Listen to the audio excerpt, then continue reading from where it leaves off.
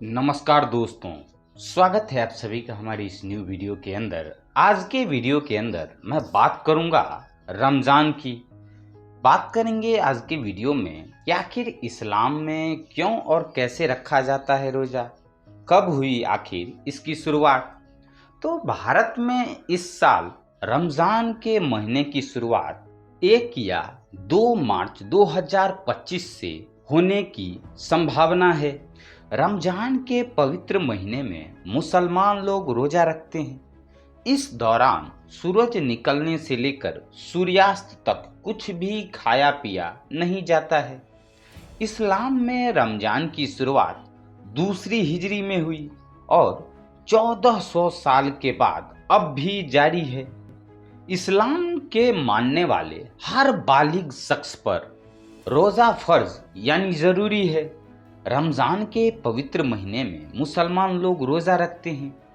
इस दौरान सूरज निकलने से लेकर सूर्यास्त तक कुछ भी खाया पिया नहीं जाता है। रमज़ान रहमतों और बरकतों का महीना है, इसलिए हर मुस्लिम इस पूरे महीने में अल्लाह की इबादत करता है और चैरिटी अर्थात दान सहित तमाम नेक काम करता है। मौलाना खालिद रशीदी फिरंगी महली सहित तमाम मुस्लिम उलेमाओं ने ऐलान किया है कि भारत में सोमवार को रमज़ान का चांद नहीं निकला है। ऐसे में मंगलवार की रात से विशेष नमाज अदा की जाएगी, जिसे तरावी कहते हैं। वीडियो में यदि आगे बात करें कि रोज़ा इस्लाम के 9वें महीने में ही आखिर क्यों रखा जाता है, जमाते इस्लामी हिंद के शरिया काउंसिल के मौलाना रिजवानुल इस्लाम नदवी इस्लामी ने कहते हैं कि इस्लामी कैलेंडर का 9वें महीने को रमज़ान कहा जाता है। रमज़ान अरबी का शब्द है और इस्लामिक महीना है। यह महीना रोज़े के लिए खास किया गया है। रोज़े को अरबी भाषा में सौम कहा जाता है। सौम का मतलब होता है रुकना, ठहरना, यानी खुद पर नियंत्रण या काबू करना। वहीं फारसी में उपवास को रोजा कहते हैं। भारत के मुस्लिम समुदाय पर फारसी प्रभाव अधिक होने के कारण उपवास को फारसी शब्द में ही उपयोग किया जाता है। रमज़ान की शुरुआत चांद देखने के बाद ही होती है। ऐसे में भारत में इस बार चांद मंगलवार को शाम को दिखे जाने की संभावना है। ऐसे में बुधवार को पहला रोजा होगा। रोजा इस्लाम के 5 मूलभूत सिद्धांतों यानी 5 पिलर में से एक है, जो सभी मुसलमानों पर फर्ज यानी कि जरूरी है। पहला तौहीद यानी कलमा, अल्लाह को एक मानना, उसके नबी के बताए रास्ते पर चलना। दूसरा नमाज, एक दिन में 5 वक्त की नमाज पढ़ना। तीसरा ज़कात यानी कि दान देना। चौथा रोजा यानी कि उपवास और पांचवा और अंतिम हज करना।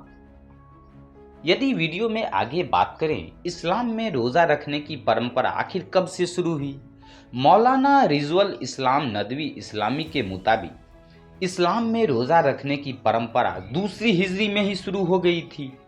कुरान की दूसरी आयत सूरह अल बकरा में साफ तौर पर कहा गया है कि रोज़ा तुम पर उसी तरह से फर्ज किया जाता है जैसे तुमसे पहले की उम्मत पर फर्ज था। मोहम्मद साहब मक्के से हिजरत यानी कि प्रवासन कर मदीना पहुंचने के 1 साल के बाद मुसलमानों को रोज़ा रखने का हुक्म आया। इस तरह से दूसरी हिजरी में रोज़ा रखने की परंपरा इस्लाम में शुरू हुई। हालांकि दुनिया के तमाम धर्मों में रोज़ा रखने की अपना परंपरा है। ईसाई, यहूदी और हिंदू समुदाय में अपने अपने तरीके से रोजा अर्थात उपवास रखे जाते हैं। यदि बात करें सूर्योदय से लेकर सूर्यास्त तक रोजा रखने की, तो रोजे रखने वाले मुसलमान सूर्योदय से लेकर सूर्यास्त के दौरान कुछ भी नहीं खाते और न ही कुछ पीते हैं। सूरज निकलने से पहले सहरी की जाती है, मतलब सुबह फजर की अजान से पहले खा सकते हैं। रोजेदार सहरी के बाद सूर्यास्त तक यानी पूरा दिन कुछ न खाते और न ही कुछ पीते हैं। इस दौरान अल्लाह की इबादत करते हैं या फिर अपने काम को करते हैं। सूरज अस्त होने के बाद इफ्तार का किया जाता है। हालांकि इसके साथ साथ पूरे जिस्म और नब्जों को कंट्रोल करना भी ज़रूरी होता है। इस दौरान न किसी को जुबान से तकलीफ देनी है और न ही हाथों से किसी का नुकसान करना है और न ही आंखों से किसी गलत काम को देखना है। रोजे की हालत में किसी तरह से शारीरिक संबंध बनाने की भी मनाही है। रात में अगर ऐसा होता भी है तो दंपति को सहरी के पहले पाक होना जरूरी है। Islamic scholar doctor Zeeshan Misbahi कहते हैं कि अल्लाह ने कुरान शरीफ में कई जगह रोजा रखने को जरूरी करार दिया है। अल्लाह कुरान में अपने बंदों को हुक्म देता है कि ए ईमान वालों, तुम पर रोजे फर्ज किए गए हैं ताकि तुम परहेजगार बनो।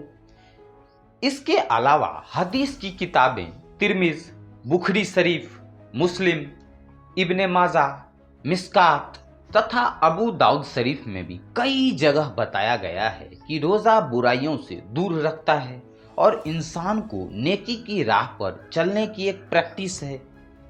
यदि वीडियो में आगे बात करें कि किसे रोज़ा न रखने की छूट है, तो मौलाना मिसबाही कहते हैं कि इस्लाम के मानने वाले हर बालिग पर रोज़ा फ़र्ज है। केवल उन्हें छूट दी गई है जो बीमार हैं या यात्रा पर हैं। इसके अलावा जो औरतें प्रेग्नेंट हैं या फिर पीरियड्स से हैं और साथ ही बच्चों को रोज़ा रखने से छूट दी गई है। हालांकि पीरियड्स के दौरान जितने रोजे छूटेंगे उतने ही रोजे उन्हें बाद में रखने होते हैं। वहीं बीमारी के दौरान रोज़ा रखने की छूट होती है। इसके बावजूद अगर कोई बीमार रहते हुए रोज़ा रखता है तो उसे अपनी जांच के ब्लड देना या फिर इंजेक्शन लगवाने की छूट होती है। लेकिन रोज़े की हालत में दवा खाने की मनाही की गई है। ऐसे में सहरी और इफ्तार का समय दवा ले सकते हैं।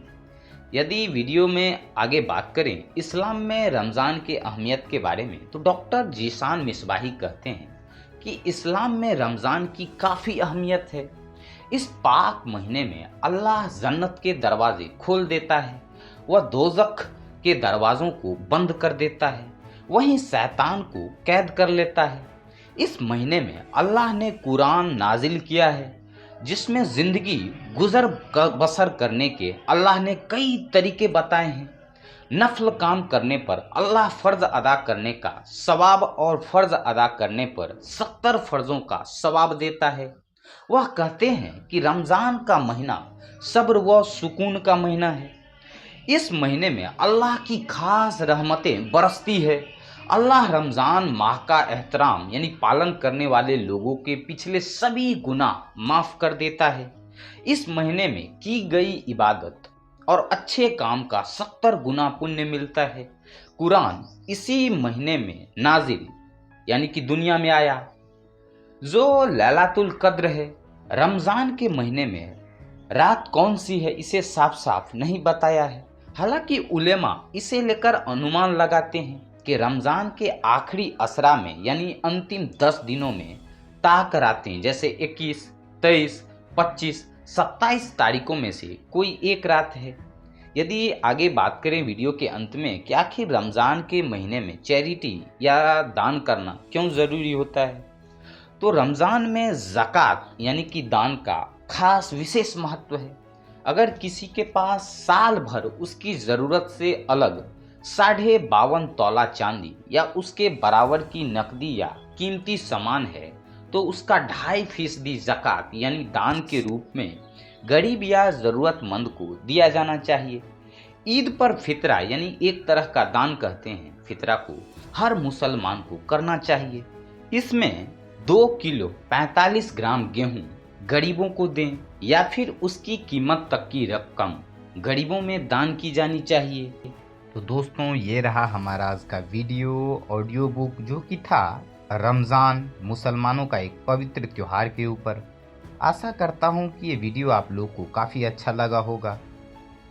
यदि अच्छा लगा हो तो प्लीज़ वीडियो को अधिक से अधिक लाइक करें, शेयर करें, सब्सक्राइब करना ना भूलें। फ़िलहाल आज के वीडियो के अंदर इतना ही। मिलेंगे आप सबों से फिर कल किसी नेक्स्ट टॉपिक के साथ, नेक्स्ट वीडियो के साथ, नेक्स्ट ऑडियो बुक के साथ। तब तक के लिए थैंक्स फॉर वॉचिंग। है।